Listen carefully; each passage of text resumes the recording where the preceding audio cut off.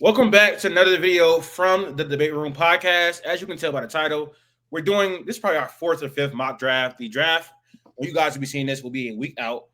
So we're coming into crunch time. A lot of narratives going around.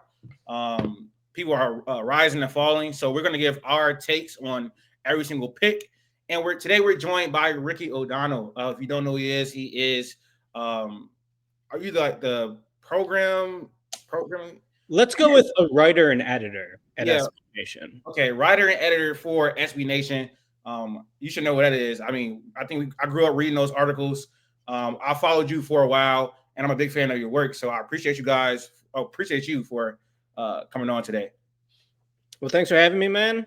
I enjoyed your Neat Clifford article. I read that earlier today. That was some good stuff. So thanks for having me. I'm a big fan of Neat Clifford. Probably irrationally, but we'll see how that goes. We'll see how high he goes in this mock draft. Yeah. We're gonna give you the first pick because you're the guest. We always give the guest the first pick. Let me get this on stage. Let's see. There we go. So we're gonna start off with the Mavericks, obviously, and I feel like this is a no-brainer. It's a no-brainer. It's Cooper Flagg. It was Cooper Flagg before the season. It was Cooper Flagg 2 years ago. From the moment he reclassified, it's Cooper Flagg now. I would venture to say, is he the best American basketball prospect of your lifetimes? As two younger men joining me, I think maybe he is. There's some good competition there. Anthony Davis, I think, is your biggest competition. Anthony Davis for sure. Zion, Zion, but I think Cooper Flagg gets a little more hype. I think AD is kind of the guy that you look at. AD for sure. Yeah, there's a couple other names you could mention, but AD is for sure the first name I thought of.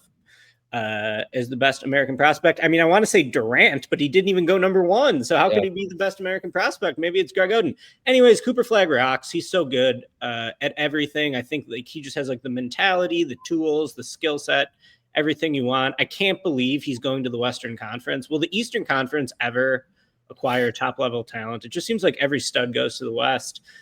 It's good news if you're an Eastern Conference fan because Cooper Flagg's going to be awesome, and I expect him to be competing against Victor Wembanyama for MVPs and championships and joining him on the first team All-NBA for years to come as soon as he hits his prime. Okay, so we always have to preface this. We post all this stuff on TikTok, so if you could, before every pick, say like what the first overall pick. Sure. Yeah. Want me to do it again? No, yeah, you can just say it. You don't got to do all of it, With the first overall pick, the Dallas Mavericks select Cooper Flagg, forward out of Duke. Yeah, I agree with everything you said, though. AD was ridiculous. Like, obviously, I think when he was in college, I was probably like 7 years old. So I didn't get to watch him live or anything like that. But he led his team to the championship, won the national championship. I think Cooper was a lot more advanced as an offensive player. But, I mean, AD was a center, so it didn't really matter that much. And I think it's a ridiculous gap as far as the defensive production. Like Anthony Davis was insane on defense, and obviously he had the tools and flashes of offensive brilliance as well. So I mean, I always go AD, I think, in that sense, but I think Flagg is number 2 right after that. I do think he's better than Zion because he has a well-roundedness. But I think it's conversation though. I think Zion obviously is up there. Yeah. Go ahead. Me too. Me too. Or you too? What do you want? You can have it. Speaking of Wemby, obviously this next player, I feel like without the Fox trade, this would be the dynamic duo going forward. But with the number 2 overall pick, the San Antonio Spurs will select Dylan Harper. Again, I feel like it's another no-brainer. I think along with Cooper Flagg being the 1 the whole time, I feel like Dylan Harper has been the 2 for the majority of this draft process. I think all the question marks around are they going to contend now or try and get younger are valid, but at the same time, with Dylan Harper on the board, there's no one else you're going to pick at this position. Maybe they try and trade the pick, but even now with Giannis not in the market, I don't think there's anything more valuable that you can get for the number 2 overall pick besides Dylan Harper. And you can hopefully mold Dylan Harper and Wemby going forward with Fox if they get KD, whatever else may happen. You know you have 2 very, very good young pieces for the next 10 to 15 years at this point in time. I'm a big fan of Dylan Harper. He's my favorite player in this draft class. It is a interesting and weird fit for him because they have 3 guys who primarily need the ball to be effective, and De'Aaron Fox, Stephon Castle, and then Dylan Harper. But I think at the top of the draft, you go with who you think is the best player available, and I think that is Dylan Harper. And then you just figure out the fit later, whether you want to They're probably going to extend Fox. If I had to bet on it, they're probably going to extend Fox. But I personally think Dylan Harper and Fox can coexist because I have watched Dylan Harper play off the ball. It was obviously a low sample size, but I've made tweets about it. His off-ball game is the most under-discussed part of his game. He's a pretty good cutter. He can come off of screens and off of handoffs and get downhill and knock down threes off of screens. So I think he'll be fine. I think he's actually probably best as a secondary, tertiary creator because his lack of pull-up shooting right now. As that part of his game develops, he can probably develop into more of a primary option on the ball. But as long as he can't shoot pull-up threes or pull-up mid-ranges, I think secondary role, tertiary role is best for him right now. What you think, Ricky? Yeah, I definitely am intrigued by the fit. Like, who do you think would have more trade value, Fox or Castle? And who would you guys be more willing to move off first? Or do you just say it doesn't matter? We're going to roll with these 3 guards next year. Castle is big enough and strong enough to play the 3. What they do at the 4, I mean, Kevin Durant's a perfect 4 with that guard trio, right? But it doesn't seem like they really want to go all in for him, which obviously makes sense too. But yeah, I think like you probably just take Harper and you figure out the rest later. If it means you got to trade Fox, like that's a good problem to have. You could get a good return for him. I'm wondering if they could trade Fox for Trey Murphy or even Cam Johnson as like 2 big wing shooters who I think would be good for him. But yeah, when you're a bad team like the Spurs or a middling team, I should say, you just got to get more good players. And, you know, it could be Harper and Wemby and nothing else really matters around them because those 2 are so good. I think it's probably be. So sorry. I think I would definitely be if I had to choose between the 3, I would trade Castle. He's coming off a rookie of the year. I think that you can get quite a bit for him. I'm not the highest on him. So if NBA teams are, you can capitalize on that. And I think that Fox and Harper are.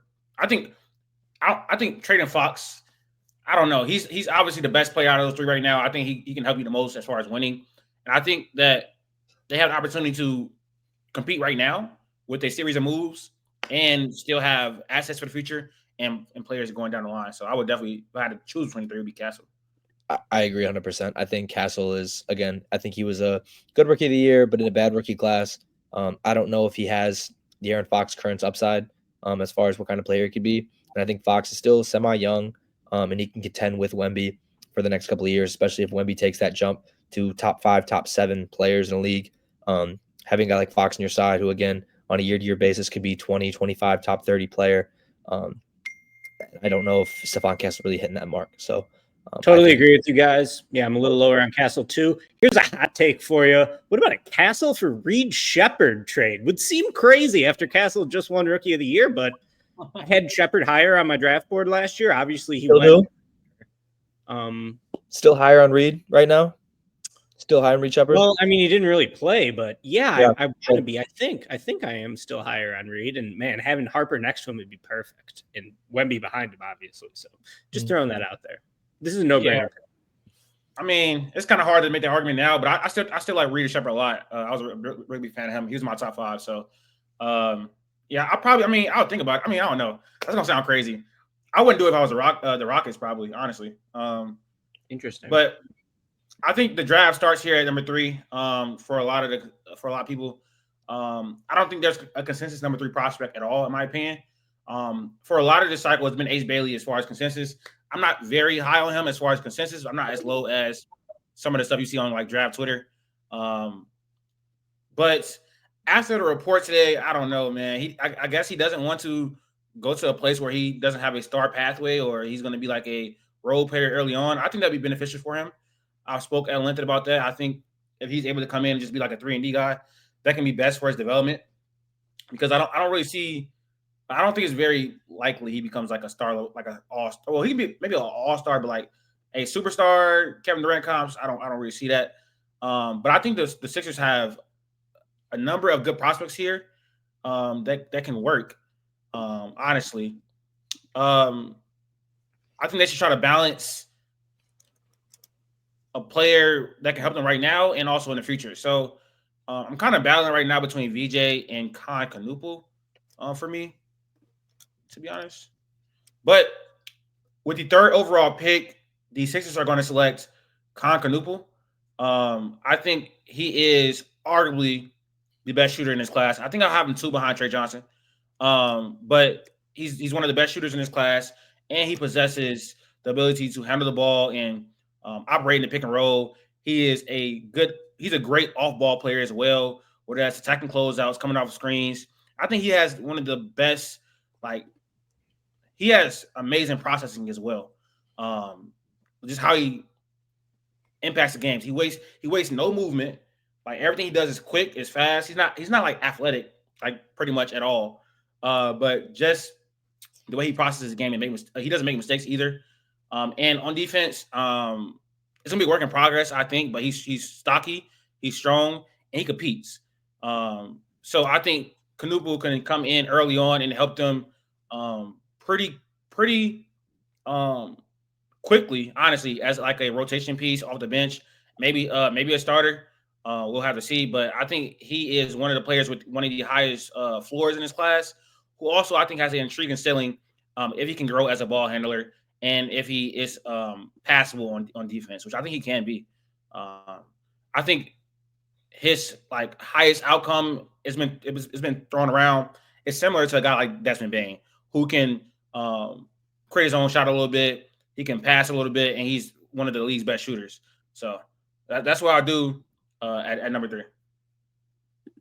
I agree. I think he could be going forward a big part of a championship team as far as an elite role player. I think that at this point in time, with the players you have on Philly, I don't think it's a crazy pick at all. I did an article on this subject a couple weeks ago. Who should the Sixers take? I ranked some options for him. I went with VJ Edgecombe at number 2 and Concanoopel at number 1. So I agree with you guys. All right, number 4, I think is back at you. Ricky, what do we got at 4 with Charlotte? I like Edgecombe to Charlotte, so let's do that. With the number 4 pick, Charlotte Hornets select VJ Edgecombe. I think that this is a pretty good spot for him as a connective piece between LaMelo and Brandon Miller.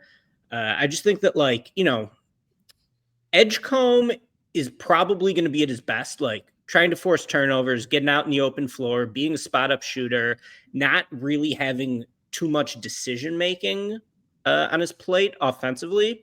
And I think with LaMelo being such a high-usage guy and someone who's just going to attract a ton of attention, coming off pick and rolls, that Edgecombe's athleticism and the fact that he'll have some advantages created for him that he can attack with his burst would be pretty beneficial. So I like Edgecombe here. I probably have Malawach rated higher on my board, but they got Mark Williams there. Obviously, they tried to trade him already. I just think VJ is a good fit here, so I'll go VJ. I also agree that this is one of VJ's best landing spots because he can be like a stopgap between LaMelo and Brandon Miller. This team doesn't have a lot of athleticism or defense, and he brings that. I think he's right now an okay shooter. He's definitely to grow. And I agree with you that it gets kind of murky whenever he puts the ball on the floor. Try to create his handle is not really good. One of the red flags for me is his finishing at the rim, especially on layups in the half court, wasn't really good at all. And LaMelo and Brandon Miller also struggle at that. So you have 3 guys that aren't the greatest at finishing at the rim in a half court set, but he brings energy, athleticism. His motor is crazy. VJ, I think on that for sure. I don't mind the pick at all. At 5 with Utah, I've gone back and forth in different drafts, but the mentality is the same. I look at Ace and I look at Trey. As far as Utah not having much of anything on their team, besides I think Lauri Markkanen, you have a lot of guys who are always up for trades, but I think that backcourt is very, very vacant of scoring, and I think I've come around more to the efficiency and the better numbers that Trey Johnson has with the number 5 overall pick. Utah will select Trey Johnson. I think that his numbers in college, the better shot diet he had, I think could translate overall to just more effective scoring. I think this essentially would be so much better if they get a veteran point guard to put alongside of him, because I know his playmaking numbers weren't the greatest. But if you can get him in a system where he can get shots up, I think he will be a much more efficient scorer than Ace Bailey, and especially work better alongside Lauri Markkanen and the pieces that they do end up keeping. Obviously, Sexton, Clarkson, Walker Kessler, John Collins, all these guys have been on the block for a long time. Who knows if any of them get traded? Their other draft picks don't seem to have worked out so far. Bryce Sensabaugh, Cody Williams, Isaiah Collier, Keontae George. So I think Trey Taylor Johnson. Hendricks. Yeah, exactly. Taylor Hendricks had the injury, but everyone they have had so many picks and haven't worked out. Trey Johnson's offensive side alone looks like it could at least be a positive in the NBA if nothing else develops. I love it. And I'm going to ask you guys, what did you make of Isaiah Collier's rookie year? Because if you were high on Collier, I think Johnson, just hypothetically, is sort of like an ideal shooting guard to pair next to him. Maybe quite not as much defense as you want, but Collier's so good at touching the paint when he's at his best. Trey, obviously an elite off-ball shooter and scorer. So, do you think Isaiah Collier is going to be the Jazz's point guard of the future? Latif, what's your on Collier coming out of school? I was high on Collier coming out of school. As far as his rookie year, I think especially like towards the middle into the end, he showed a lot of. He's a really good passer. A lot of those guys that are his size, one thing he has going for him basically is that he's a really good passer. He did get to the paint a lot. His jump shot obviously needs to improve. His efficiency needs to improve, and his defense. But I think if he has like a weapon like Trey, where he can come off of screens and certain actions and get open, that can benefit both of those guys because Trey is not like a primary ball handler or point guard or nothing like that. So having a play like him can benefit the Jazz. I think as far as defensively, that can get very, very dark with both of those players. I think Collier has like the strength and size to be a solid guard defender. Trey has the length and size to be a solid defender. It's more, I think with Trey, it's more about like his focus because so many plays at Texas, he just fell asleep and his effort wasn't there. But I like the pick overall, though. I think I have Trey at like 5 or 6 on my board. My thing with him is just the defense. It could be very bad if he doesn't like lock in. And he also has issues like getting to and finishing at the rim in the half court. But overall, I like the pick, though. Everybody got flaws at this point. Exactly. All right. So I'm here with the Wizards, and a few guys are on the board. I know what I'm going to do, though. And ESPN has them all the way down here. With the 6th overall pick, the Washington Wizards are going to select Colin Murray-Boyles. I think this is one of his ideal landing spots. Colin Murray-Boyles is the best defender in the draft class, in my opinion. Like, the best defender in the draft class. I do think he's better defender than Cooper Flag. The way he was able to anchor a South Carolina defense and just anchor their whole team was just very special, in my opinion. His hands are elite. I think his feel on the defense end is elite. He obviously isn't the biggest or the most athletic player on that side of the ball or on offense. But I think he makes up with his quickness, his feel, his strength. He's very strong, and his positioning is just elite. I think he's the best defender in the class. I got a whole like montage of his defense on my Twitter. It's very, very good. It's very reminiscent of a Draymond Green, and people don't like that comp, but I think his defense is good enough to warrant that. I wouldn't be surprised if he's making all defensive teams. He's making if he's in defensive player of the year consideration. I know that's a strong claim to make with Wemby and Chet and Mobley in the league, but I think he can be that impactful of a defender if he's able to stay on the floor offensively. I think his major concern is obviously the shooting. It kind of limits his ceiling, in my opinion, but I think it's been discussed. He's a really good driver, really good at putting the ball on the floor and getting around bigs. His touch around the rim is really nice. Obviously, you would want him to be bigger and more athletic, but I think even if he's not going to be a primary option or whatever, but I think he can operate in the short roll really well. I think he can operate out of dunker spot pretty well as well. Because he's going to be like a dribble handoff hub and a short roll player until his jump shot can get better if it does. I think as far as Washington's fit, it will give him one of the best defensive front courts in the NBA pretty quickly. I think him and Sarr would be really, really good defensively. And offensively, Sarr likes to play on the perimeter. So theoretically, he'll have a 4 or 5 that can space the floor if Sarr's efficiency can improve. And I think I'm honestly more comfortable putting the ball in Colin Murray-Boyles' hand than Sarr as an offensive player, to be honest. But that's my spiel on Colin Murray Boyles. I saw you just did a article on him today. I didn't read it yet, but yeah. So every year I do one long NBA draft feature, and this year I picked Colin Murray Boyles to do it on. I talked to him at the draft combine. He was my favorite person I talked to. I was already sold on him as a player just from watching his film before I even spoke to him. But speaking with him, he sold me on just his mindset. And just I love that he said, the biggest thing I want to show NBA teams is that I can shoot. I'm going to continue to work till I can shoot. Even when I become a good shooter, shooting will still be my biggest priority.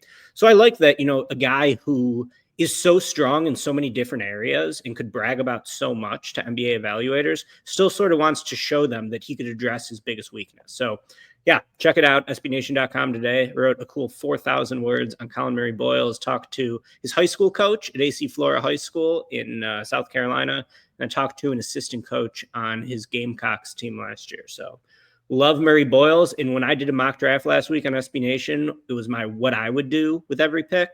I took Murray Boyles to the Wizards at number 6. So I like your thought process there. Okay, so I think you're back. Are you back at 7? I believe he's up at 7. All right, so this is me at 7. It's the Pelicans. Malawak's the highest rated player on my board, but they took Missy last year. Do I like Missy enough where I want to pass on Malawak? I don't think so. Jeremiah Fears is on the board. I actually don't love the fit with him in New Orleans. Ace is still on the board. That's kind of weird. I'm going to go Malawak. The Pelicans just need more talent. He's the highest rated player on my board. I think he's going to shoot it long term. I'm thinking Malawak 3 is where I'm going to have him. I just really like how, first of all, just his physical tools. Like when you're that big, it's hard to be a failure unless you're as bad at basketball as James Wiseman was. Just being like 7'2" with a 7'7" wingspan. I think he moves pretty well on the perimeter. Duke was switching him a lot, which is one reason why I think like his block and rebound numbers weren't as high as maybe you would expect for someone that size. And I think he's going to shoot it long term. His shooting always looked pretty good in pregame warmups. I know he didn't shoot it that well at the combine, but part of believing in Malawak is believing in the shot development. I think he's going to be a good defensive player, maybe not a great one, but I think he'll be a good one just based off the size. And, the lack of passing worries me. I don't think his hands are very good. So there's definitely some questions with him, but I'm buying it. I think he's going to be just a massive stretch 5 potentially who, is pretty good in drop coverage. So I'll take Malawak with the number 7 pick to the Pelicans. Okay. Yeah. I mean, I have Malawak, I think at 4 or 5. I'm still, my board is probably going to drop tomorrow. I'm still working on it. But I agree that his block and rebound numbers weren't the best because they had him out on the perimeter more switching. And he moved his feet pretty well. I don't think it's going to be something he's able to do at the NBA level because, you watched it in like that UNC game where Ian Jackson and Elliot Cadeau just blew past him. I think he can have issues against the slower guards. The faster guards, pardon me. But I think he can be a devastating drop big. He can protect the rim really well. I think his timing needs some work, but a lot of the stuff that needs to improve with Malawak is just him getting more reps. He's only been playing basketball for about 6 years now. He's still just growing into the game basically. And I think even though he has some stuff to work on, catching the ball sometimes, even though I think that's an overstated concern considering he finished so well on lobs. I think his boxing out can get better and stuff like that. And he obviously isn't the best passer out of short roll situations. He still has a good baseline for his ability. I think he can provide value day one, just as a rim running, rim protecting big. That's pretty much it. And I think the shooting indicators, his touch around the rim is really nice. Free throw percentage is really nice. He shot it in the BAL. He shot it in the Olympics. So there are some indicators there for his shot. So I can buy it. To go to 8? Yep. Again, I think this is a similar situation to Utah. And I think I sometimes had these players flopped in other drafts in the past. But with the 8th overall pick, the Brooklyn Nets will go with Ace Bailey. Me and Latif talking about this before. This is probably where Ace Bailey would want to go to. I think if you really had to fall outside the top 4 or 5, where you're thinking to go, I think you're in New York. Obviously, there's no one really has an issue with being in New York, whether it be Brooklyn or New York. But with the players you have on Brooklyn, they need to take a swing at a superstar potential kind of guy, in my opinion. Brooklyn's been drafting here for a long time. They have a lot of guys, again, on the trade block who other people want. You don't have a championship caliber team at all. You need people to put shots up at that point in time next season. Cam Thomas is the only part of this that really makes me hate this fit. With having 2 shot chuckers, I think with a bad shot diet on the same team could be a really, really nasty lineup for them going forward. But I think that if the shot obviously comes along and you get the upside of what people think Ace Bailey could be with this great 3-level score with defensive upside, you obviously get all the value you need at the 8th overall pick. I think when you look at the other prospects, I guess unless they fall in love with someone, I don't think any of these guys right now are necessarily game changers at this level in the draft, unless they love a Jeremiah Fears as a point guard or Yakachonis. I don't really know where people kind of have their head on those. I feel like I haven't seen much of what Brooklyn likes, but I think with Ace Bailey, again, you're going for the upside. You're going for the 18 points per game. You know that the efficiency was bad, but you also know that the roster at Rutgers was bad as well. Again, Rutgers is pretty close to Brooklyn. I assume they got to see all the footage they wanted, but at 8, I'm fine going with Ace Bailey with this value. I mean, I'm not the biggest fan of Ace, to be honest. I think that I just think his handle will have to grow a lot for him to be like a primary option. I think his finishing at the rim will have to grow a lot for him to be a primary option. I think his feel for the game will have to grow a lot for him to be a primary option. So Ace has said he wants to be the guy. He wants to be a superstar. He's supremely confident in his ability as a basketball player, which is fine, and that's how all players should be. But I don't think his agent should be telling teams that he won't work out for them. I think that's a mistake, or whatever. And I think that he could carve out a role as a really high level role player. He's a really good off the ball player, coming off of screens and every type of off ball action, like attacking the rim off of closeouts. He's really good. It just was for him to become a star, like a true like number 1 or number 2 option for me. It would take a lot of like development, which he's super young, so it can happen. I just think that some of it will be outlier. Like, people hate like Bart queries and stuff like that, but like his lack of like feel, which can be look as you watch him play the game, and also it's in the stats. It's just like pretty outlier bad for a star player. So I don't know. I just don't see it. I think you guys nailed it. The one thing I'll add is that I was at Northwestern for one of his best games of the season. Harper was out that game. I was super bummed when, Harper gets ruled out just before tip-off time. I'm like, well, let's see what Ace can do. He's probably going to shoot every time the ball touches his hands. He had 37 in that game. Like, he didn't pass the ball at all. Made a couple nice defensive plays with his recovery tools. But it was just fun to watch, man. It was like, if he's a star, I think his star outcome looks more like Klay Thompson than Paul George.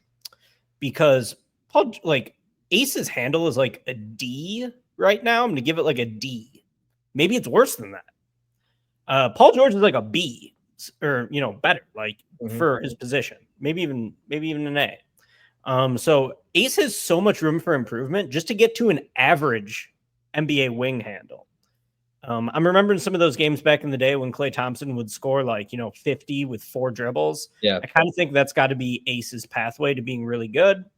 I don't know if he's going to be a star. If I go over under 1.5 career All-Star games for Ace Bailey, are you guys taking the over or the under? It depends on the situation. Right now, I'm taking the under, though. Depends on the situation.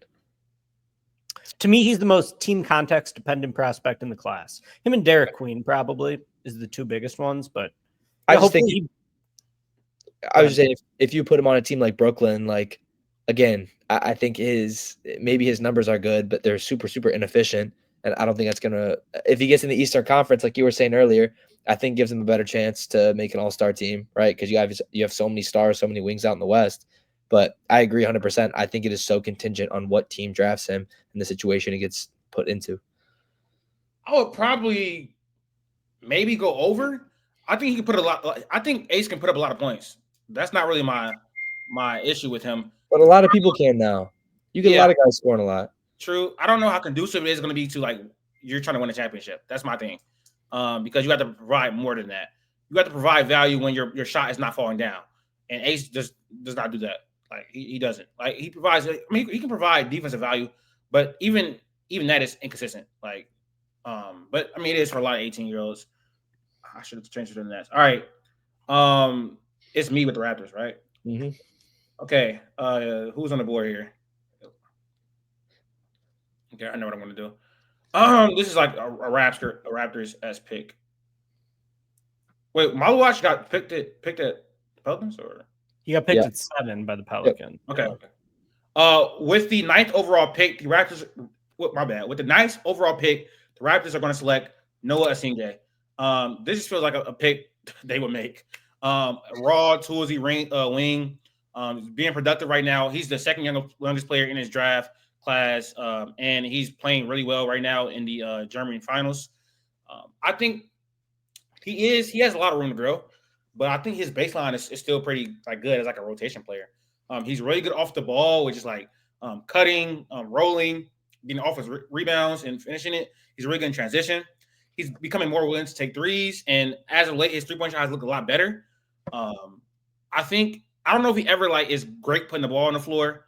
Honestly, I think he needs to gain a lot of weight. But because he is the second youngest player in his class, I think that gives you like the idea that he can drastically improve, and he has drastically improved over the last 16 to 18 months. Like his improvement as a free throw shooter, as a three-point shooter, putting the ball on the floor has been immense. And I feel like there's like ways he can just continue to improve like drastically. I think though he probably profiles the best.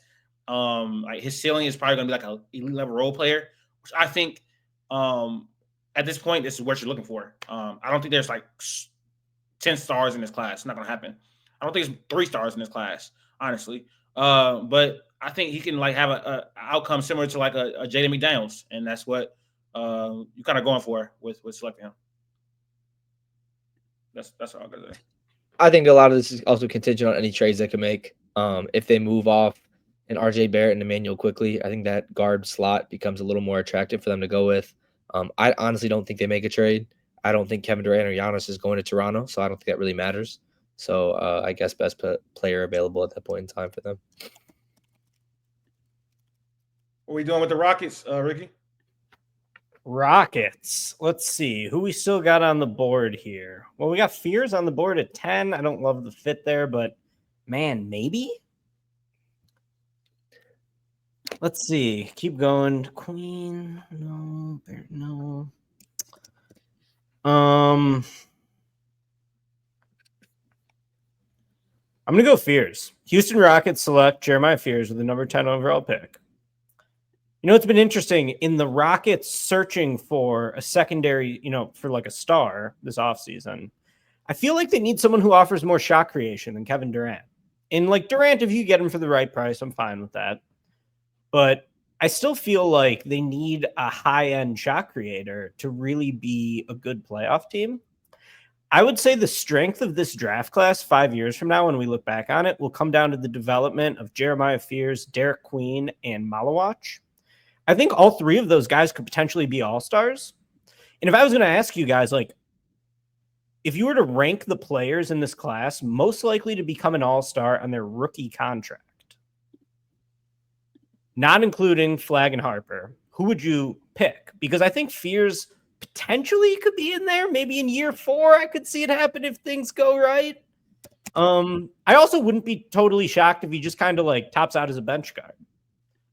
Obviously, like not a good 3-point shooter this year, but he did have a lot of really deep makes from 3. Like I think I read that he had like 15 makes beyond 25 feet.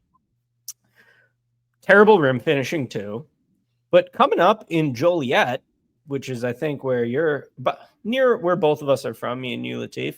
I always heard that Jeremiah Fears was like a Steph Curry influenced player, that he loved to pull up from deep, that he was a good shooter, and that he was getting more confident as a shooter. So maybe when his body gets stronger, some of that comes back. I would think perhaps strength development could help the finishing touch too. So yeah, I mean, Rockets, I think if they could get like a high-end star creator, that would be the best thing for them. And why not take a chance on Jeremiah Fears with an ultimate luxury pick, picking number 10 in this draft after winning 52 games, getting the 10th seed in the West. You got a good team anyway. Might as well swing for the stars. I agree on that kind of that idea to kind of swing for the fences. Again, like Jeremiah is like a big hit or miss prospect. I think you could go Carter Bryant. I like Carter Bryant a lot as far as a depth piece. I think he could be a day one ready kind of guy to put on a good team. But at the same time, I think you got to get if you're not getting KD, you need some more star power on this team and shot creation. And I don't think Jeremiah Fears is a bad pick. I watched Jeremiah Fears play in high school in his sophomore year when him and Jeremy were still at Joliet. And I definitely thought he was a better shooter than what the numbers said. I think I like his form, honestly. I do. And he was not shy at all about shooting it, like at all. That was his thing. He shot the ball like a lot. So I think he shot like 29%, 27% in high school, which when you watching him, you don't think that's what's going on. And he's super confident as well. I like Fears. Not that high on him as like with consensus. Because I'm just lower on guys that are like as like lead ball handlers that aren't like great shooters, and aren't like not like great defenders either. Like that archetype is just not really good. He also struggled to finish at the rim, like you mentioned. But he has a lot of things that you can like. His handle is elite. He gets to the rim. He doesn't finish there, but he gets there a lot, which is important. He gets to the free throw line a lot, and he also makes his free throws a lot. He shot 85% from the free throw line. He shot like in the 40s from mid range. So free throw line, like free throw percentage and like mid range percentage are pretty good indicators of three-point success. Unfortunately, though, his volume wasn't really good. His volume wasn't really high either. So it's a mixed bag. I do think he's like a boom or bust prospect. If he pans out, people have said like Kemba Walker. I can kind of see that. So to me, he reminds me of Jeff Teague, to be honest. He reminds me of Jeff Teague. So, I don't think he would play on the Rockets though. So that's like not great for him. He needs reps. So the Rockets are too good of a team to be playing a rookie, like unless they're like a day one impact guy type of guy. So I don't know. You were at 11 with the Blazers. Yeah, 11 with Portland. I'm down between two players. I'm really looking between Derek Queen and Kasparis right now. And I think a lot of this has to do with what Portland thinks of Scoot Henderson and what kind of development you think you still have left in him. I kind of like the fit of Derek Queen next to Donovan Clingan. But I also think you have Tumani Kamara, you have Jeremy. I don't know what you're doing with him. But with the 11th overall pick, Portland will go with Kasparis Yakachonis. I think, again, Anthony Simons on the trade block could get moved sometime soon. I think you have an opening right there with Scoot Henderson. Matisse Thybulle, no one's taking those minutes. It's really just Scoot. I think that you can have Kasparis on ball or off ball. I watched Kasparis a lot this year at Illinois. And again, I think sometimes there was a lot you didn't like. But I also think that was from a little dysfunction of their offense. I thought their offense came out as very one-on-one at times. I don't think it was very cohesive. Kasparis got cold throughout the season, which wasn't great. But when he was good, there were very, very few players in the country better than him, in my opinion. He did have some very, very good games. He showed his ability to pass the basketball. I know Latif's a lot lower on him than other people, I feel like, when I talk about him in the past. But there have been games where he did show he could shoot the basketball. He could drive. He could finish. And I thought that, honestly, those tools, again, he's 19. They could still translate to the league for sure. I think that he could be a decent plug-and-play player on a team like Portland where you just have a lot of youth overall. Yeah, I like Kasparis. I think he profiles as a good shooter because his volume is really high. His free throw percentage is really high. He got to the line a lot as well. I probably would have took Carter Bryant here, but it's just I don't know what they think of Tumani Kamara and Denny Avdia. I don't know. Like you're still potentially drafting a starter with this position with Kasparis. I don't know if you're finding that in the front court. He is also. I like this pick. I think it gives them a dimension they don't have in the backcourt right now. They need shooting. When I did what I would do mock draft, I give him Jace Richardson Jace Richardson had a hole in his femur 2 years ago. This guy's got like some pretty serious injury history that I feel like has been under discussed in the lead up to the draft. Without the injury history, maybe I'd go Jace here. I do kind of like Yakachonis, though. One thing I noticed, Yakachonis absolutely sucks at dealing with blitzes. No, yeah, he kind of pressure. Should be able to get better at that, right? Just with like more reps, more time playing an American brand of ball, seeing that type of defense. One worry with me a little bit with Yakachonis, I feel like he's a much better shooter off the catch than off the dribble. Going with straight vibes here, I don't have any numbers to back this up. So if you have numbers, feel free to tell me I'm wrong on this. He's better off the dribble. Yeah, he's better off the dribble. He shot 30% off the catch. He's going to have to get better off the catch to return lotto value, but I do kind of like Yakachonis. I can see the vision, so interesting pick. He's really relying on screens, but I think Donovan King is a great screener. So I think it'll work. It'll be fine. And I think so too. Like again, if he can get better off the catch, I think if Scoot ever pans out to a smidge of what people thought he would be as a slashing guard, I think he'd be a good off guard. Yeah, he shot. He shot 34% from. No, he shot 34.6% from three off the catch. Off the dribble, he shot. No, you were right. Actually, you were right, Ricky. Yeah, you were right. All right. At 12, with the 12th overall pick, the Bulls are going to select Derek Queen. I've been having him mocked here pretty often. I like Derek Queen. I think he's a very unique player. He has a really good handle for a big. He has really good like feet on both sides of the ball. He's pretty quick. And he has really good touch around the rim. I think he's probably gonna be too quick for centers and too strong for like wings. I think he can be like a real matchup nightmare, to be honest. However, on the defense side of the ball is where my concerns really lay. There's a chance he can be an average defender, but come playoff time and stuff like that, I kind of worry about his ability to stay on the floor on defense. And I think he possibly can shoot it. Maybe his free throw percentage was good. That's and his touch around the rim is pretty good as well. But the defense kind of makes me pause. I do think there's a star outcome for Derek Queen though. Like he's one of those players. Like you ask who would, if anyone's gonna be a star, like out there flagging Harper, I would have probably Derek Queen pretty high up on that list. Honestly, he had like 50 dunks at the rim. He had probably more than that, for like 40 dunks in a half court or something like that. And most of them, he created him his own self. Like he was really good as a driver, a special driver this year. So. My thing with Queen is passing on him is just as risky as taking him. Like to me, I don't know how he translates to being a role player in the NBA. He's not a rim protector. I agree. Is he a 4 or a 5? It just takes sort of a special fit to accommodate him. But if those star outcomes happen, I ask the question, who in this class can make the all-star team on their rookie deal? I might put Derek Queen 3, behind Flagg and Harper. He's also 20 and a half on draft day. So he's a little bit older than some of these other guys. He's like 2 years older than Senge. Murray Boyce is younger than him. What do you guys think of his potential fit with Buzelis? In terms of what you want out of a forward next to Queen if he's playing the center? Or do you like Queen, you got to try to get a stretch 5 to play with him? How you think you build a team around Queen? I think Vucevic and Queen, you need a rim protector. I think you need I think Queen should be playing a 4. I think you need a 5 that's a rim protector, or a 4 that's a rim protector. But probably probably I don't think Vucevic matters. I think Vucevic is gone. So I don't really think that all matters that much. I agree. I think he's better as a 4. You need a rim protecting 5. And I'm fine with Modest. Modest showed defensive prowess. I liked his offensive game. I like Modest. It was kind of nasty at times, but I have hope that Modest can still develop. Modest is Modest was top 15 in the league in block rate as a rookie, I think, or top 20 in the league in block rate as a rookie.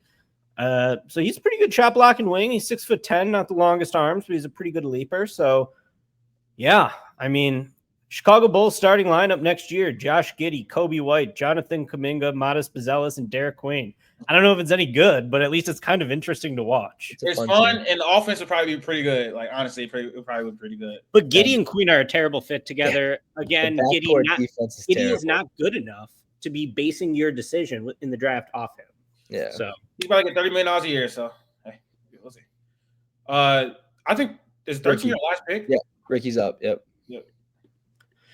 13, the Hawks. Oh, I'm going Carter Bryant to the Hawks. I mean, it just goes with how they've built around Trae Young, just getting freak athletes with spot-up shooting. I worry that Carter Bryant's kind of a zero on offense if he's not hitting his spot-up shots. Like, that's kind of all he can do offensively. Maybe he could crash the glass a little bit, but certainly I don't trust him to, like, make decisions with the ball in his hands. I don't even really trust him to attack closeouts at this point. The hope is that his defense gets him on the floor. Could he be a Tumani Kamara or a Tari Eason level defender? I think that's what you got to hope for out of him. He has an ideal frame for a wing, 6'8", 225, 7-foot wingspan, really good defensive playmaking numbers, just freak twitchy athlete, I think. If you can knock down his spot ups at, what's an acceptable rate? 37%, 38%, and his defense could keep him on the floor. I think that it just fits with how the Hawks have gone about building around Trae, and can never have too many wings. So with the 13th pick, the Hawks take Carter Bryant. I think Carter Bryant and the player going next, I like to more ready to win now teams or compete now teams. I think because they're intangibles on either the offensive or defensive side. But I do agree. I think it's like you're kind of hoping that there are offensive sets and screens to get him open, because I don't really know what you saw at Arizona to make him seem like he's this off the dribble guy or this dribble penetration guy that's going to translate to the league. Yeah, I agree with that. He's very ideal player on offense. He's a really good athlete. He'll have to work on dribble pull-ups and attacking closeouts, but he shot it pretty well from three on solid volume for his role. And he was good in transition. So he's a really good athlete. I like the pick. Where are you on the 14, Max? With the 14th overall pick, the San Antonio Spurs will go with Nick Clifford from Colorado State. Again, he's 22 years old. I think that 23. He's 23. Oh, he is? Yeah, he is. He's just not changed on here. Yeah. Again, I don't think we've seen everything that we've seen from Nick Clifford, but I think his game is a lot more polished, being the age he is. And I think going to a team like San Antonio, which, again, they have a long championship window, and I think championship windows we get kind of overrated at times. I think he could be a player who can contribute to their team tomorrow, and regardless of what happens going forward, he could be a good 3-and-D defender, shooter, and pretty versatile on this team, regardless of who you keep or trade going forward. I think that if you go with a Dylan Harper at 2 and you have Wemby, Nick Clifford does not need to have the ball at all times or does not need to be an offensive creator at all to be effective. I think there are times on both sides of the floor he can move without the ball that I think are, at this point in time, the reason that teams are in the finals is because they have these great role players who can do everything without the ball in their hands. Yeah, I'm high on Nick. I wrote an article about him. You guys check it out if you haven't. I'll put it in the description. I think he'd be a player that can return lottery level value. He won't go this high, but I think he can be one of the better players in this class when it's all said and done. All right, it is my pick at 15.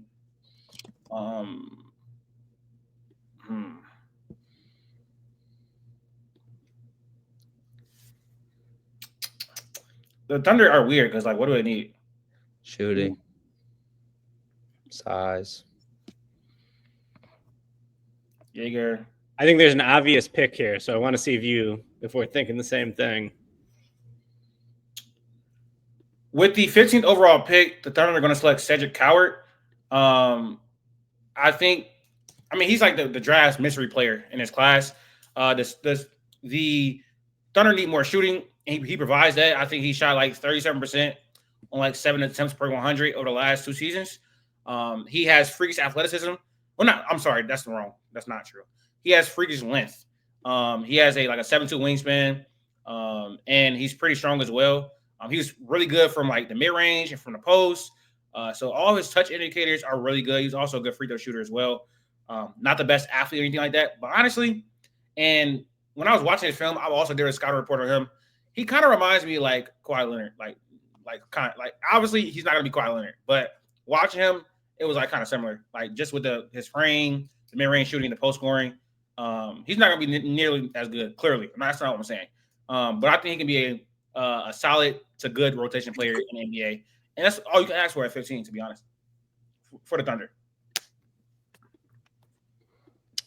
The guy I was thinking here was Thomas Sorber as someone who could potentially free them up to eventually move on from Hartenstein, because they have to pay J-Dub and Chet.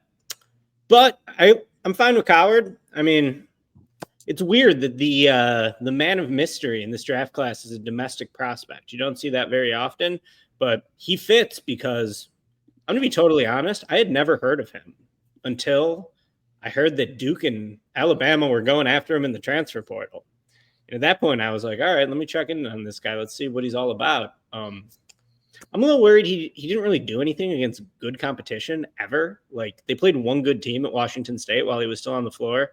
And by good team, I mean they played the worst team in the Big Ten. They played Iowa, and he played like shit in that game. But, I mean, he certainly has the physical attributes you look for in a wing, and he's got a history as a shooter, so I don't mind the swing at all. They definitely need shooting. This does seem like a thundery pick to me, so I like it. Thomas Sorber would have also been a good selection there as well. I didn't even think about that. It's your pick at 16. Yeah, Ricky's got 16. So I got 16. That is the Grizzlies. the Grizzlies now. Yeah, did they change it? Yeah, they have. Yep. 16 to the Grizzlies. Sorber's the highest rated player on my board, but is Zach Edey playing next season? He just had ankle surgery. He's going to be reevaluated in 4 months. That's kind of scary. Keep going down. Let me see who I still got on the board here. After Sorber. If I don't want to go Sorber, man, keep going. I just want to see who I got. Yeah, you know what? I'm going to go Jace here. I'm really worried about the injury history more than the size, honestly. But with the 16th pick, the Memphis Grizzlies select Jace Richardson. Just think he's a really smart basketball player. He is so good at finding soft pockets in the defense to relocate and just rip shots. I think you could scale him up a little bit, and he's obviously excellent in a smaller role too. The length at 6'6" gives him a little bit of margin, I think, despite his lack of height. And yeah, I think Jace Richardson's a baller, so I'll take him for the Grizzlies at 16. That's who I wanted to take at 17 with Minnesota. So yeah, I like the pick. Obviously, I love Jace. The only thing that scares me about Jace is size, really. Again, I've watched every game of Jace's season this year. So going to Michigan State, I got to see him up close, and I love Jace Richardson, but the size is the only thing that scares me sometimes, and I don't quite know how that's going to translate from college ball to pro, what position he's going to play, the effect he'll have on the defensive or offensive side. Because again, I don't think he's 6'3". So has the exact measurements come out yet? Is he 6 foot, right? Yeah, he measured 6.5 barefoot. Yeah, so it's I don't know why it's a 6'3" still, but yeah, it's the size again. The injury history, sure, I understand it. Again, he played a whole year last year, looked fine, didn't really look like it was a huge bother, but it's just the size, and I don't know how the size is going to translate. He had a hole in his femur. Yeah. I love this, man. I got him much higher than this. I'll have him much higher than this on my board. He doesn't make mistakes. He's efficient at every spot. He's an underrated athlete. Really good finish at the rim. My thing is I don't think he'll be a star. He did scale up, because I guess Coach Izzo finally realized he was their best player. Don't know why it took him so long. Started him in the last 15 games. I was telling you that, Max, that from day one, basically, Jason. Yeah, and it was all because the Jeremy injury opened it up that he started and scored 25 off that game or something.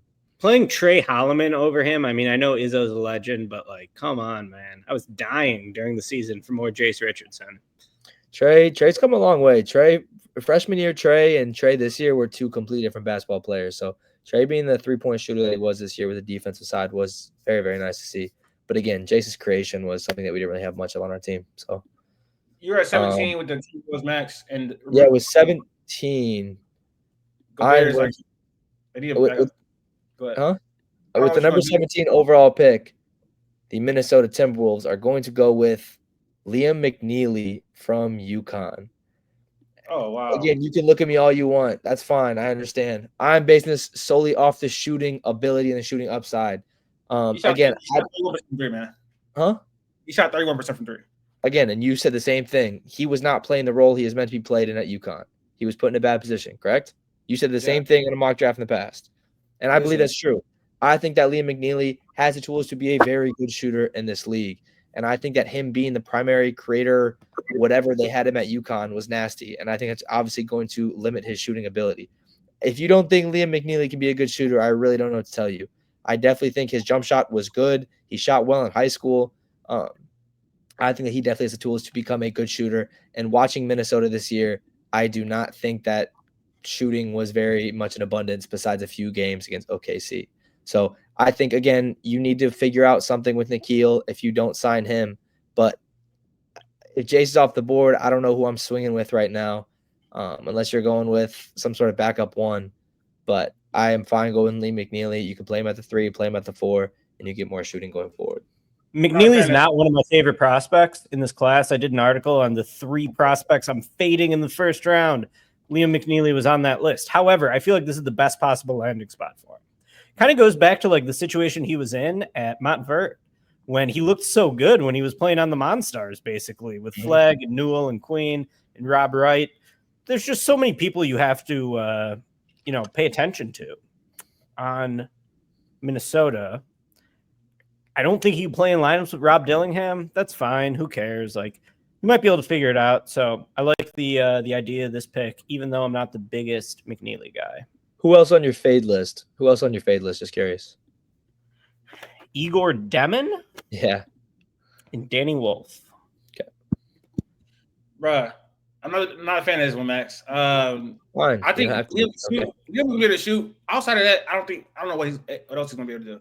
Like, he's not. I think they have enough defensive pieces to where I'm not worried about his defense. You have Jay McDaniels, you have Dante. If you sign Nikhil, that's great. They could really use Thomas Silver. They could really use Thomas Silver. Like, Naz Reid is either he's gonna probably be here. Rudy Gobert. They're not losing Naz Reid. But Rudy Gobert is getting up there in age. They can definitely use Thomas Silver. But hey, it's not my bad. I think this is, again, you can get mad. It's more of a win now move, I think, than Thomas Sorber, because I don't think Thomas Sorber off the bench is helping them much. Next year, Wizards 18. So I think who did they take? They took Colin Murray at 6. Mm-hmm. We're gonna be looking to get them a point guard. I think. Oh, actually, let me just see if I can get like a best player available type of thing. Yeah. All right. With the 18th overall pick, the Wizards are going to select Walter Clayton Jr. I was going to select Nolan Traore, but because he's obviously a lot younger and theoretically has more upside. But I think Walter Clayton Jr. has one of the safest floors in this class as a ball handler. He's a nuclear shooter, one of the best in his class.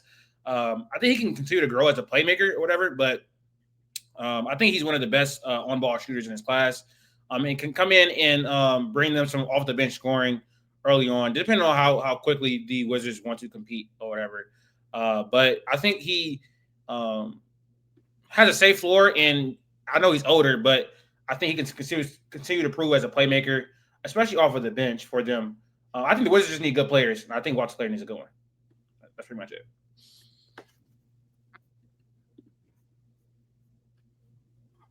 I feel like you've definitely gone Traore in the past above Clayton. That's why I was a little surprised. But yeah, I have. But they probably will pick Traore over him. I don't know. The Nets, this is going to be Ricky, I believe. So this is Nets at, 19?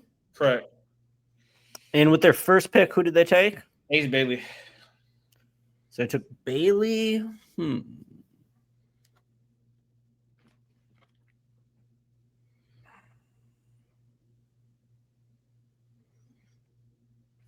Yeah, I feel like Sorber's the best player on my board, but they don't really need him, but they also suck, so maybe they should just take the best player. I feel like Day'Ron Sharpe is a pretty good big man. He's a free agent this year, right?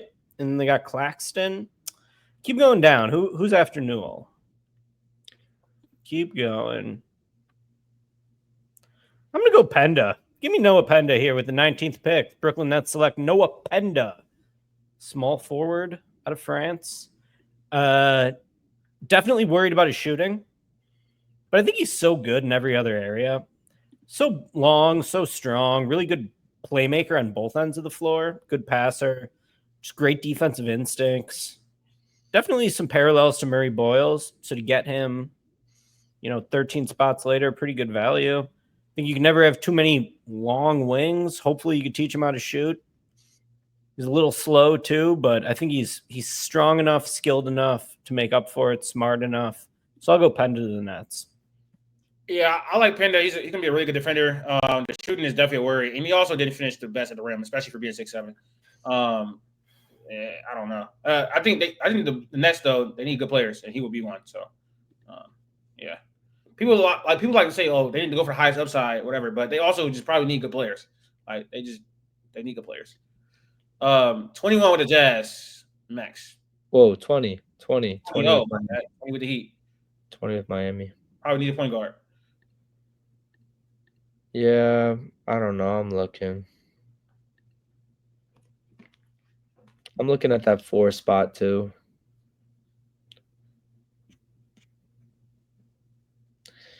Do you think? I don't know. I'm not sure if Thiero is going this high, but I'll go with the 20th overall pick. Miami will go with Nolan Traore from France. I agree with Latif. I do think a point guard is a big spot of need for them. Obviously, I'm looking at that 4 position as well, but you need a table setting point guard with this team. Tyler Hero should not be the primary creator on this team. He's the second best player. But again, if you can get someone in a pick and roll with Bam, like they need someone to lead this offense better than what Terry Rozier was doing at the end of the year. I think with the point guard prospects on the board right now, I don't think it's super tempting to take one. I think that maybe you want your choice of Walter Clayton or Nolan Traore, or you trade up to try and go get a Jeremiah Fears or swing for the fences. But I think if they stay put as is, again, I'd look at Will Riley, Adu Thiero. I like some of those wing prospects that they can kind of mold into a Miami Heat kind of player. But I'll just go with the point guard for right now. I like it. I think he's a really good passer. He had like a 41 assist percentage. Outside of that, though, it's kind of like he wasn't a great scorer. He wasn't a great shooter. He wasn't a great defender. It's I don't think you really need to be right now. They have a couple weapons on that team. And again, if you go for a KD trade kind of thing, you can build around. It's fine to me at 20. With the 21st overall pick, the Jazz are going to select Thomas Sorber. I think at this point, you can't let him slip down in the board anymore. I think he's a lot higher than 21. Really good defender. The offense is kind of murky, but it's some of it's there. Really good passer.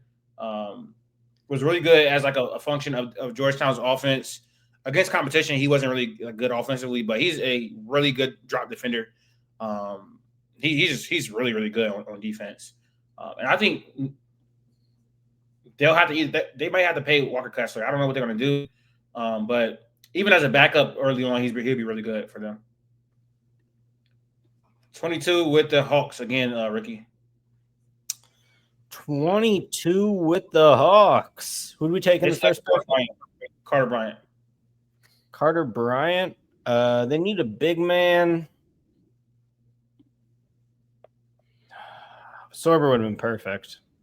Keep going. I don't want Reynolds yet. All right, I'm going totally outside of the box on this one. With the 22nd pick, the Atlanta Hawks select Ryan Kalkbrenner from Creighton. They need size in that front court. I think Okongwu, he's a little undersized as a big man. I loved him as a prospect, but hasn't developed quite as much as they need him to. Kalkbrenner, 3 Big East Defensive Player of the Year awards. I mean, the guy was just a top-level producer for a long time in college basketball. Started to shoot threes this year. He has like the slowest release ever, but no one's going to guard him on those. So if he can go in, that could be a little bit of a weapon for him. I like his rim protection here. And I think that the Hawks need more, they need more size at center. They need more rim protection. Thought maybe they could have taken Donovan Clingan with the first pick last year. They didn't do that, but they get someone in a similar mold to him at 22 this year with Kalkbrenner. I like it. He was, I think he's a good bet to be like a solid rotational player, a good rotational player. He's a ridiculous defender, protecting the rim. He's also a really good finisher at the rim. So basically, finishing at the rim defense is what you get. And he had an really impressive 3-point shot this year. So All right. This pick is not the Pacers. It is the Pelicans. They traded for that This one today. is the Pels now. Sorry, I thought I got traded to the Pacers. I got confused. No. So the Pels are sitting here right now. And who'd they go with up there? They went with Malawak, Correct. right? Well, then that changed what I'm going with. I mean, honestly, I feel like at some point in time, I don't think I wouldn't pick him, but like at some point in time, Igor Demon's gotta go. But I'm going to go with the 23rd overall pick. I'm going to go with Will Riley from Illinois. To be honest, to me, he is almost an Ace Bailey light in this draft, and we know that New Orleans loves Ace Bailey. But watching Will Riley, again, I think his offensive ability is definitely there. There were games where he could definitely turn it up. He was a 3-level scorer, and I think he was just young. Again, like sometimes he was inefficient and made bad decisions. But again, that was being a freshman in the Big Ten. So again, I think he could be pretty portable, especially if they go to move a Trey Murphy kind of guy or Herb Jones. I think he could slide in there. But it is offense and his youth and it is shooting and someone who I think could play off of Zion Williamson pretty easily going forward. Interesting pick. I think he needs to put on weight. You would like him to shoot it better a lot, but he also has some chops as like a passer, as a playmaking wing too. So they kind of got wings already, but it's not the worst. I don't think it's whatever. I hear Trey Murphy, I feel like in every trade rumor though. He's not going to trade. 24 is the Thunder again. It's interesting. They selected Cedric Coward here at 15. I got 3 names. I'll see if you take one of the 3. With the 24th overall pick, the Thunder are going to select Rasheer Fleming. Yep, that's fine. He's gonna bring defense. He can shoot it. I mean, his career track record as a shooter is not great. He's only had 1 year as a good shooter. His free throw percentage track record is not great. Can't put the ball on the floor at all. But if he's gonna bring you, if the 3-point shot is real, he's gonna bring you basically 3 and D. And he's a really good athlete too. So that's pretty much what you're getting out of him, to be honest. Sure, Fleming at 24, as a rotational player for the Thunder. 25, Ricky. Orlando Magic. 25 Orlando Magic. I want Walter Clayton here. He's off the board. Who do I go with? Let's see. They still need shooting. So keep going. Scroll down. Wow, I love Terrio. He's my highest rated player on the board, but not a great fit for him. Keep going down. Let's see if there's anyone else I want here. Keep going. All right, go to the top.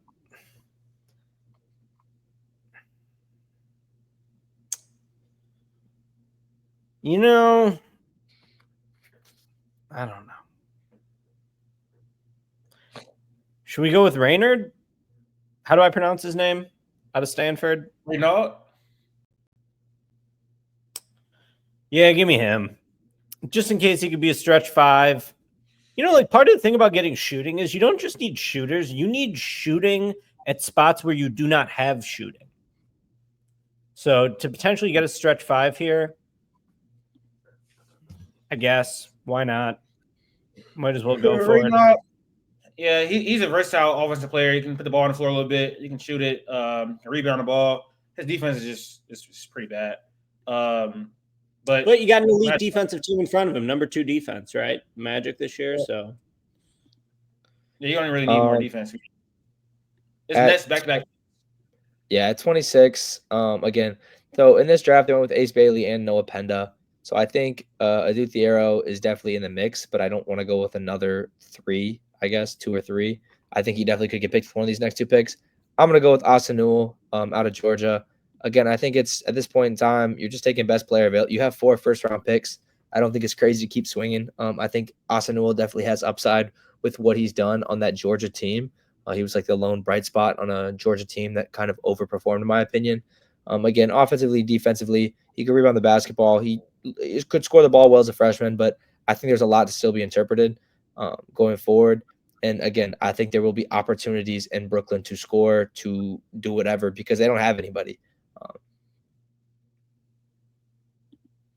Yeah, I agree. I saw it's going to be like a real running guy. Maybe he can defend a little bit. Maybe the 3-point shot is real.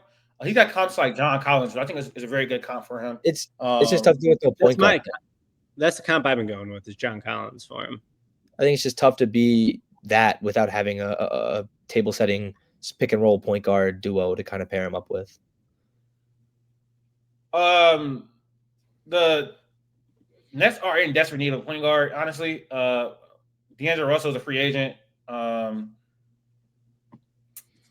don't. All right, so with the 27th pick, they're going to select Jaeger Dimon. I don't think he's a point guard, but they need someone to run his offense a little bit. And I think he can table set, run off. He can like run offense. I don't think he can score pretty much at all. But at a 27th pick, it's not anything. And maybe his 3-point shot continues to grow.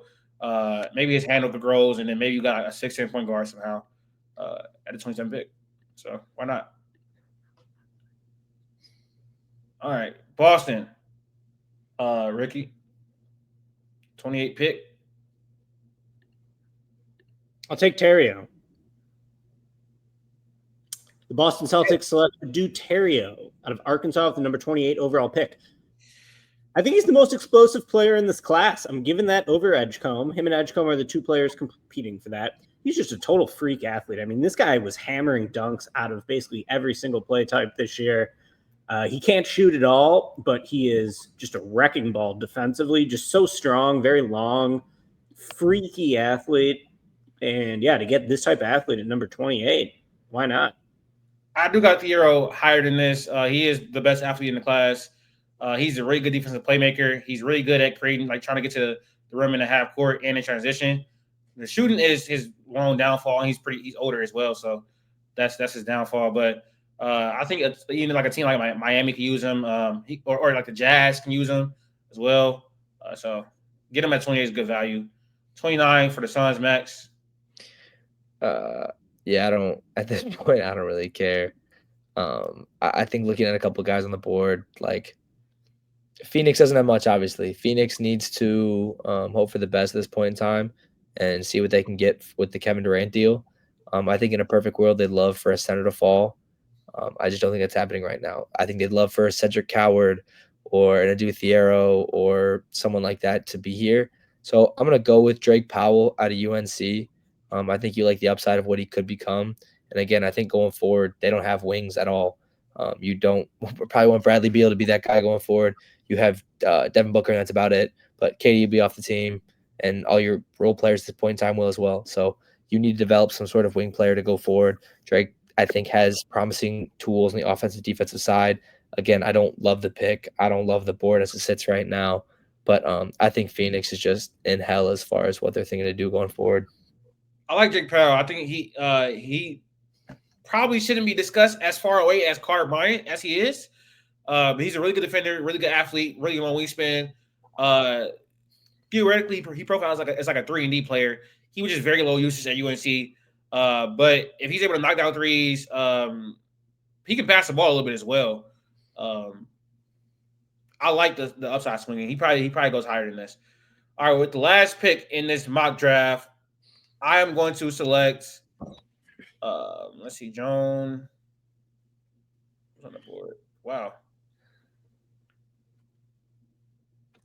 All right, with the 30th overall pick, the Clippers are going to select Ben Sarav from Germany. I don't know if he's from Germany, but he's from Israel, but he plays in Germany. He is a facilitating guard, really good passer. But he struggles because of his athleticism concerns. He's also not a good shooter. But I think he's like a solid defender, really good passer. And he's a bit crafty as well. So it's fine for the Clippers to get him at 30 as like a backup point guard behind James Harden to run some lineups when James Harden is not on the floor. So that's going to do it for our mock draft. I know Ricky has to go pretty soon. So, man, thank you for staying for the whole time. I appreciate you for coming on. His Twitter will be linked down in the description for anybody watching this. And we'll probably do another mock before the draft, probably. But stay tuned for that. Like the video, share the video, follow us on our social media platforms.